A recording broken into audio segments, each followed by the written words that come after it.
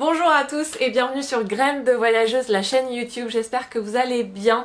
Aujourd'hui j'avais envie de vous faire une vidéo sur un sujet bien précis puisque comme vous le savez, en ce moment c'est le Ramadan et comme chaque année à cette période depuis maintenant 4 ans, on me demande mais pourquoi je fais le Ramadan et comment ça se passe. Du coup, je vais vous répondre en vidéo aujourd'hui, c'est parti. Salut, moi c'est Pauline. J'ai tout quitté en 2016 pour partir faire le tour du monde en solo, sans itinéraire ni date de retour. C'était sans compter sur ma rencontre avec Imam, cet Égyptien devenu depuis mon meilleur compagnon de voyage. Après s'être expatrié pendant 2 ans et demi ensemble en Malaisie, nous avons de nouveau tout quitté pour voyager. Je vous partage ici toutes nos aventures et nos bons plans, alors abonne-toi pour ne pas en rater une miette. D'abord, le Ramadan, c'est quoi? Le Ramadan, ça fait partie des 5 piliers de l'islam. En fait, c'est une période de l'année qui dure 1 mois et pendant laquelle tous les musulmans, si leur état de santé le permet, s'abstiennent de boire, de manger, de fumer et d'avoir des relations intimes du lever du soleil jusqu'au coucher du soleil. Mais ça se limite pas à ça, c'est aussi une période de détachement du matériel, de dévotion et de partage. Beaucoup me demandent, et sûrement à juste titre, en tout cas je comprends la curiosité, mais pourquoi donc je fais le Ramadan alors que je ne suis pas musulmane? En fait, pour vous répondre, il faut revenir en 2017, au moment où ça faisait déjà quelques mois que je vivais ici au Caire, dans la famille d'Imam. Ça faisait déjà 3 mois je crois. Et donc le Ramadan arrivait et je commençais à voir les préparatifs. Dans les mosquées, dans les rues, dans les maisons, on commençait à mettre des guirlandes de partout, à mettre des fanous, donc ces lanternes traditionnelles, à la maison. C'était grand ménage de printemps. Dans les commerces, on vend des dattes de partout parce que c'est le fruit traditionnellement mangé pour la rupture du jeûne, parce que c'est plein de fibres et plein de bonnes choses. Bref, c'était un moment très spécial qui s'apparentait pas mal à Noël en Occident, mais sans cet aspect commercial que j'apprécie pas trop, ou en tout cas il était très atténué. Quand le Ramadan a commencé, il a fallu que je décide si oui ou non je voulais le faire avec la famille parce que ça allait changer 2-3 trucs évidemment dans l'organisation, notamment des repas. Honnêtement, il m'a pas fallu très longtemps pour décider parce que j'avais très envie de vivre ce moment fort avec Imam et sa famille. J'avais pas du tout envie d'avoir un rythme différent, je me voyais pas manger et boire pendant la journée par exemple toute seule, ça me paraissait inconcevable. En revanche, du côté de la famille d'Imam, la question ne se posait pas du tout. Pour eux, c'était évident que j'allais pas faire le Ramadan. Ils voulaient pas m'imposer ça. Ils s'imaginaient pas que du haut de mes 28 ans à l'époque, je pourrais m'adapter à un rythme aussi différent rapidement sans l'avoir vécu avant. Du coup, ils ont été très surpris mais aussi très heureux quand je leur ai annoncé que je ferais le Ramadan avec eux. Ils ont quand même essayé de m'en dissuader, la maman d'Imam m'apportait régulièrement à manger, mais j'ai tenu. Pour ce premier Ramadan, oui, je me suis adaptée plutôt facilement tant qu'on restait à la maison. Dès qu'on devait sortir, ça devenait un peu plus compliqué parce qu'il faisait très chaud cette année-là, comme tous les étés en Égypte, tu me diras. Et autant j'avais pas très faim, mais j'avais très soif et je pouvais me sentir faible à cause de ça. J'ai quand même bien tenu. Mais il y a eu 2 ou 3 fois où j'ai dû boire parce que je me sentais vraiment pas bien. Je me rappellerai toujours de cette fois où on a dû aller au bureau de l'immigration pour renouveler mon visa. Et le bureau de l'immigration, comment dire, c'est très chaotique. C'est-à-dire qu'il y a du monde de partout, il fait très chaud. Les gens font la queue longtemps devant des guichets. Et puis il faut se battre un peu pour garder sa place. Il y a très peu de ventilateurs. Bref, c'est compliqué. Mais je savais ce qui m'attendait en y allant puisque j'avais déjà renouvelé mon visa plusieurs fois avant. Mais j'ai quand même pas voulu boire, grave erreur, et ce qui devait arriver arriva. Je me suis évanouie alors que j'étais appuyée sur le guichet, que j'étais la prochaine à passer après avoir attendu longtemps. Mais heureusement Imam était là avec moi et une dame est venue me jeter de l'eau à la figure pour me faire revenir, ce qui a très bien marché d'ailleurs, merci à elle. Et après ça, j'étais beaucoup plus prudente et j'hésitais plus à boire quand je savais que la situation pouvait être un peu compliquée. En fait, avant, je prenais les choses un peu trop à cœur et après ça, j'ai compris que c'était pas une compétition et qu'il n'y avait pas de honte à y aller à mon rythme. Mis à part cette petite mésaventure, j'ai très bien vécu mon premier Ramadan, j'ai adoré les moments de rupture du jeûne, cette espèce de soulagement collectif de pouvoir reboire et remanger. Et puis j'ai quand même beaucoup apprécié le fait de savoir ce qu'on ressent quand on a le ventre vide. Ce que j'ai moins apprécié par contre, c'est le fait de devoir me lever la nuit pour manger et du coup de me recoucher le ventre plein. Ça, voilà, c'est pas ouf pour moi. J'ai quand même bien rigolé parce que juste le fait de voir tout le monde les yeux à moitié ouverts, marcher comme des zombies jusqu'à la salle à manger, franchement c'était très drôle, on a eu quelques fous rires. Et pour les ramadans suivants, alors en 2018 et en 2019, on était expatriés à Kuala Lumpur en Malaisie, un autre pays majoritairement musulman, donc où le ramadan est largement respecté. Donc on a pu retrouver une ambiance très sympa et très différente de l'Égypte en Malaisie pour cette période très spéciale. On retrouve notamment ce qu'ils appellent des Ramadan Bazaar, donc des espèces de grands marchés avec beaucoup de nourriture et beaucoup de boissons où beaucoup de personnes vont faire leurs achats avant la rupture du jeûne. Donc ça c'est plutôt sympa. Il y a aussi énormément de décorations partout dans les rues avec des couleurs bien spécifiques. Là-bas c'est plutôt le vert et le jaune pour célébrer le ramadan.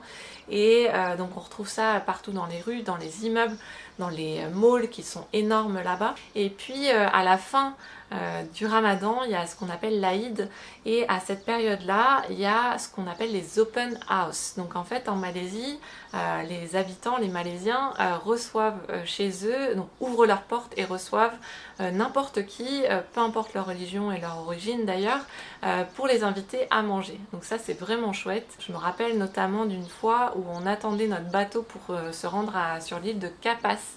Et en fait, il y a des personnes qui avaient organisé un barbecue géant dans la rue, parce que ça se fait aussi dans la rue, pas seulement dans les maisons. Et voilà, ils nous ont gentiment invités à manger et à partager le repas avec eux, c'était super chouette. Et par contre, on a voyagé à ce moment-là sur l'île de Tioman aussi, et c'était très compliqué de trouver à manger parce que tous les habitants de l'île se retrouvaient en famille pour ce moment très spécial de la fin du ramadan, donc de l'Aïd. Et du coup, il y avait très peu de restaurants qui étaient ouverts. Donc ça c'est bon à savoir si vous comptez voyager à cette période-là.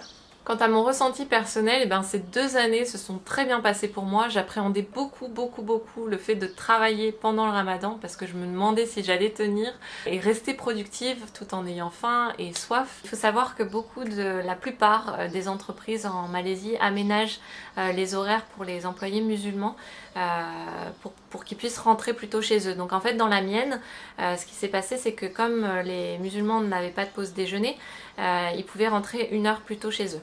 Donc moi je me posais la question de ma légitimité à demander cet aménagement horaire puisque j'étais pas musulmane mais je faisais le ramadan. Je pense que c'était la première fois qu'ils avaient ce cas de figure là et finalement ils ont très bien accepté le fait que je parte 1 heure plus tôt parce que au final de toute façon je travaillais le même nombre d'heures. Travailler pendant le ramadan a été finalement plus facile que ce que j'imaginais, heureusement. Voilà, le matin j'avais juste à marcher 10 minutes pour me rendre sur mon lieu de travail, donc ça va. Et ensuite, le bureau étant climatisé, il faisait pas trop chaud, donc voilà, ça c'était agréable. Ce qui pouvait être compliqué, c'était par exemple de voir mes collègues partir manger pendant que moi je devais rester devant mon ordinateur. Bon après c'était compensé par le fait que je pouvais partir 1 heure plus tôt aussi. Et puis à partir de 15-16 heures, souvent j'avais un mal de crâne ou la tête un peu lourde comme ça. Et j'avais vraiment beaucoup de mal à me concentrer. C'est un peu ce qui se passe pendant cette vidéo d'ailleurs parce que je tourne cette vidéo, j'ai pas de montre, mais à 5 h de l'après-midi, en plein ramadan, et c'est exactement ce qui se passe maintenant, donc voilà, je peux vous parler de ce ressenti exactement au moment où je vous parle. C'est vraiment cet effet tête lourde et les connexions se font pas quoi, ou moins rapidement. Alors en Malaisie, les horaires du ramadan sont probablement les meilleurs au monde ou pas loin. Je vais faire des envieux là, mais en gros, l'iftar, donc la rupture du jeûne, ça se passe aux alentours de 19 h. Et le suhoor, j'espère que je le prononce bien, donc le repas de l'aube, ça se passe aux alentours de 6 h. Donc ça voulait dire que j'avais plus à me lever la nuit pour manger. Je pouvais juste me lever à 5 h du matin, cuisiner, manger et commencer ma journée. Donc voilà, c'était vraiment idéal et je pense que ça a pas mal joué sur le fait que ça se passe bien, le fait de travailler et de faire le ramadan en même temps. Sinon j'étais vraiment contente de continuer à faire le ramadan à Kuala Lumpur parce que c'était la première fois qu'Imam était loin de sa famille pendant cette période-là. Et du coup, ça m'a permis de le soutenir et puis on pouvait échanger nos ressentis, cuisiner ensemble à la même heure et échanger sur nos sensations, etc.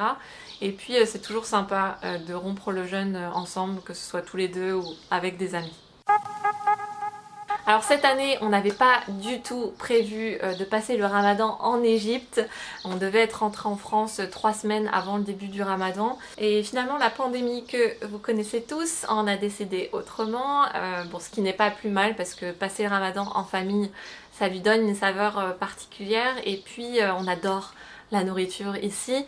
Et puis on sait aussi qu'en France c'est beaucoup plus compliqué, beaucoup plus difficile parce que les horaires sont différents. Donc pour vous donner une idée, ici la rupture du jeûne ça se passe à 18h30 et puis le repas de l'aube c'est vers 3h du matin.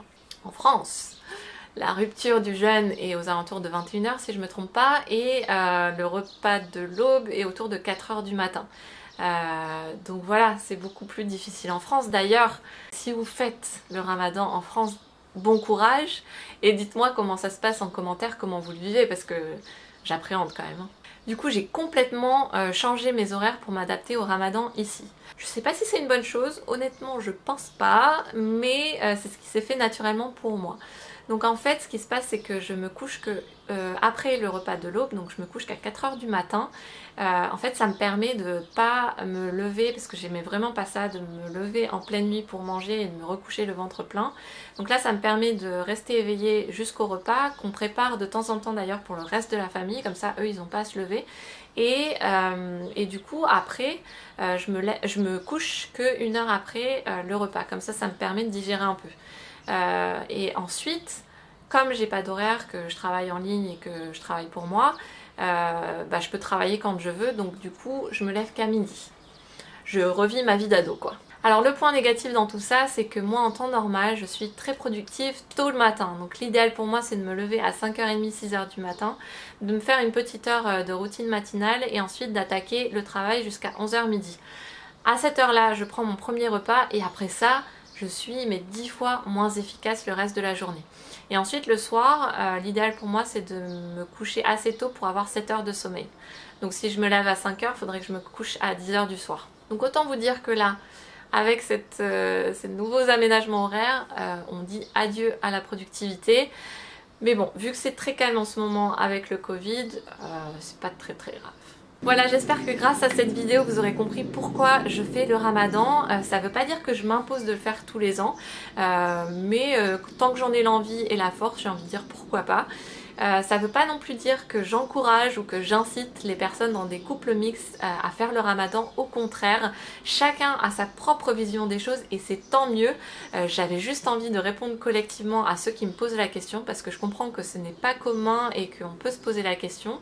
Et puis j'avais aussi envie simplement de partager mon ressenti. Si vous avez aimé cette vidéo, n'hésitez pas à me laisser un petit pouce bleu, à me dire ce que vous en avez pensé en commentaire et surtout abonnez-vous, c'est le meilleur moyen de me soutenir, de m'encourager et de ne pas rater la prochaine vidéo. Je vous dis à très bientôt, ciao!